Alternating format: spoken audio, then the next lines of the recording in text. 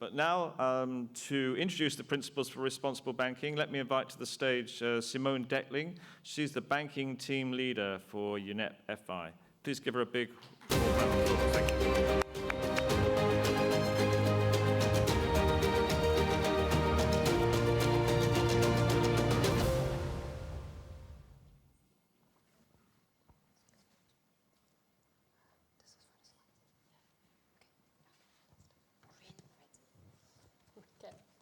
Thank you very much, Brian. Good morning, ladies and gentlemen. I have had the privilege to lead UNEP FI's support to the 28 banks from around the world, which have, on behalf of the wider UNEP FI membership, over the last half year, developed the principles for responsible banking. You can see their logos here on the screen behind me. And today I have the great honor to present to you the result of this work, to present to you the principles for responsible banking, and with that, to launch them for global public consultation. So why have our banks decided to develop the principles for responsible banking? Larry Fink, the CEO of BlackRock, put this quite well in his letter to CEOs. Society is demanding that companies, both public and private, serve a social purpose. To prosper over time, every company must not only deliver a financial performance, but also show how it makes a positive contribution to society. And indeed, our banks have recognized that legitimacy and trust are increasingly dependent in the banking industry, clearly showing its purpose, its value and contribution to society, and on its being seen as taking responsibility.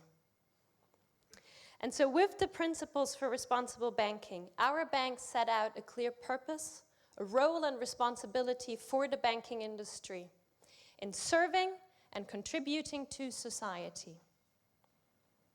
They commit to making society's goals an integral part of their own strategic objectives and decision-making. They commit to doing so by aligning their strategy, their portfolio, their business practices with society's goals as they have been expressed in the Paris Climate Agreement and the Sustainable Development Goals. And with this, they set out a global benchmark for what it means to be a responsible bank. Strategic alignment with society's goals is not merely a question of legitimacy, trust, and responsibility. It is a prerequisite for success. Society's goals, as expressed in the Paris Agreement and the Sustainable Development Goals, will and already do guide major changes in our economies and societies. The World Economic Forum projects that by 2020, $5.7 trillion will need to be invested annually in green infrastructure. Ernst & Young estimates that addressing the SDG would unlock $12 trillion in business savings and revenues annually and create 380 million more jobs by 2030. Only a bank that understands where we are heading and what opportunities these changes create, and that strategically positions itself to seize these opportunities by adapting its strategy and business practices, will be successful and continue to create value for its shareholders and for society.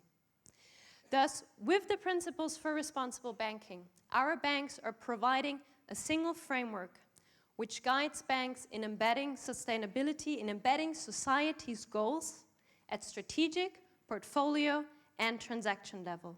And with that, in identifying and seizing new business opportunities through aligning with and contributing to society's goals for a sustainable and equitable society on a healthy planet. So which are these 6 principles that the banks have developed? Principle 1, alignment. This is really the principle that sets out the vision and objective of this framework. Aligning banks with society's goals.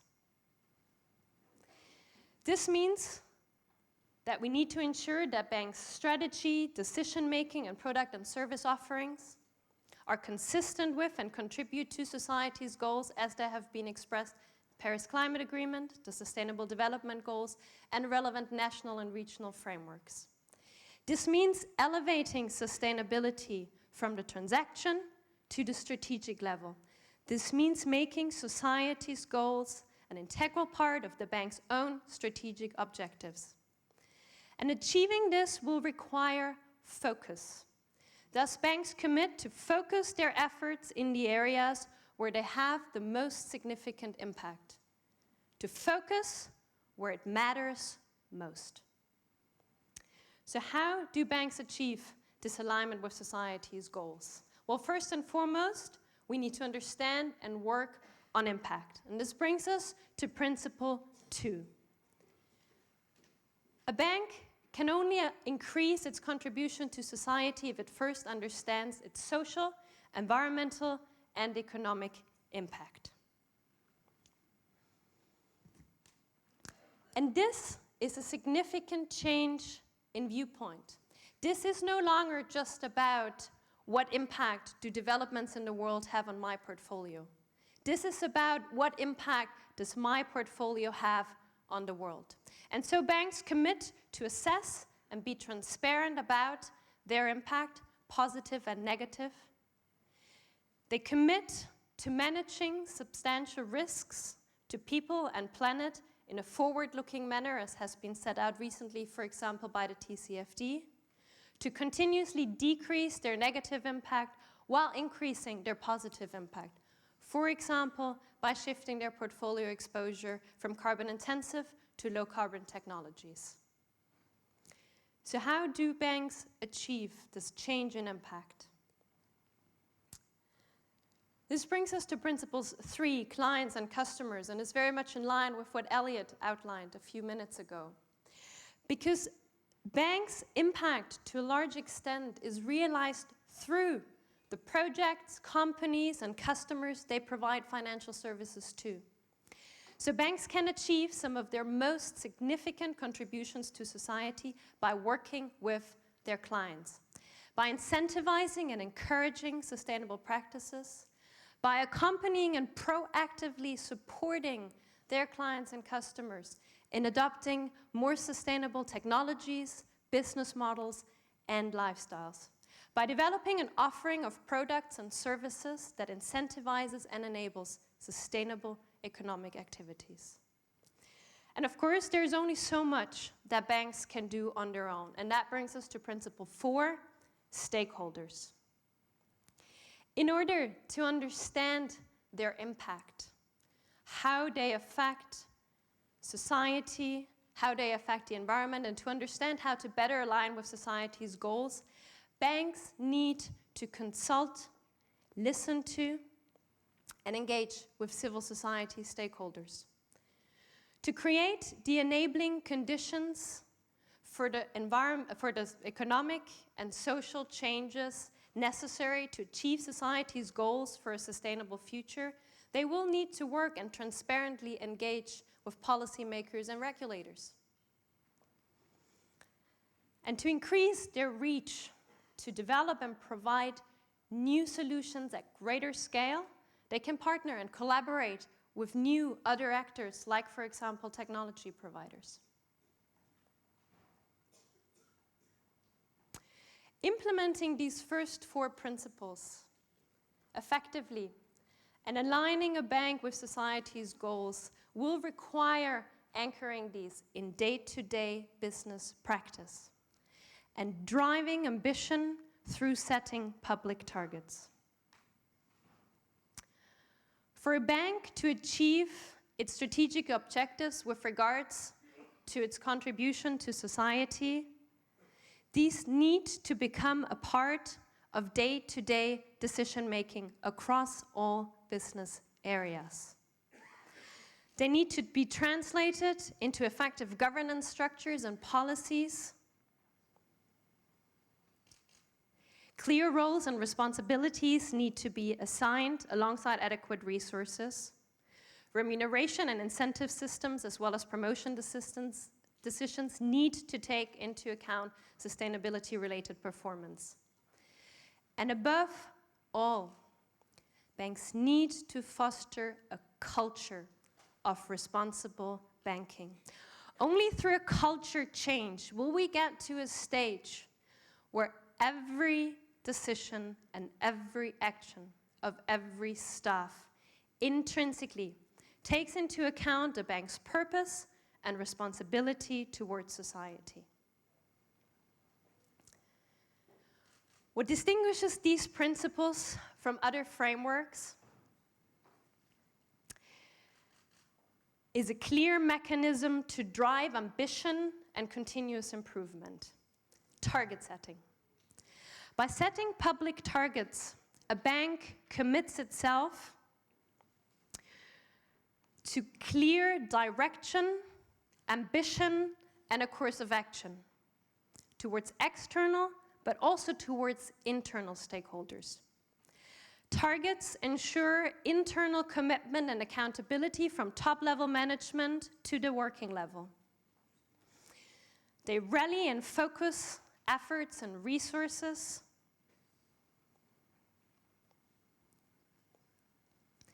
And they trigger a collective drive to meet and exceed the ambitions that the bank has set for itself. And so every bank that joins these principles will be required to set public targets. And these targets will need to be in the areas where the bank has its most significant impact. Again, we're focusing where it matters most. And they will need to be in line with or exceed the ambitions set out in the Paris Climate Agreement, the Sustainable Development Goals, and relevant national and international frameworks. And beyond driving change and ambition, targets enable greater accountability and transparency. And that brings us to the last principle, Principle 6. Banks are accountable. They're accountable to their shareholders, to their employees, and to society. And through genuine transparency, banks will be able to credibly demonstrate their value and contribution to society, to show how well they are positioned to succeed in a changing economy and society. And they will be held accountable by stakeholders for their impact and for their purpose, and with that, be able to create trust. Thus, banks commit to be transparent about and accountable for their impacts, positive and negative. And with that, of course, for their contribution to society. This will require publishing relevant information in the annual public reporting. And to Martin Skanke's point a few minutes earlier, no, this is not just a loose commitment. This has teeth. A bank that continuously and without reasonable explanation fails to meet its transparency requirements, whose targets do not address its most significant impacts or are not in line with the ambitions set out in society's goals, and who do not make progress, will be removed from the signatory list. This will ensure that being a signatory to the Principles for Responsible Banking is a credible commitment to serve current and future generations, a commitment that stakeholders can trust. And of course, these principles are ambitious, but having been developed jointly by a diverse group of banks from more than 24 countries, they are applicable and designed for all banks that are genuinely committed to sustainability. No matter their context, developing or developed country, no matter their business model, no matter their starting point, these principles provide entry points, differentiated requirements, guidance, and support for banks at all levels. Because most importantly, the more banks join and adopt these principles, the greater the impact the banking industry can have in leading and supporting society in tackling its greatest challenges and achieving its most important goals. The sooner we can move to the sustainable banking system of the future for which these principles provide a framework. So we ask you to get involved. Provide your feedback and inputs during the global public consultation on the principles for responsible banking, which is starting right now and will be open for 6 months. And with that, guide their further development. You can learn more about the principles and discuss directly with representatives from the founding banks on the second floor at our Principles for Responsible Banking information stand this afternoon and tomorrow. And we encourage you to show your support, to join this initiative by becoming an endorser. You can find out more about that on our website, unepfi.org/PRB, or of course, if you come talk to us. With that, I would like to thank you very much for your attention, and we do hope that you join us in transforming banking.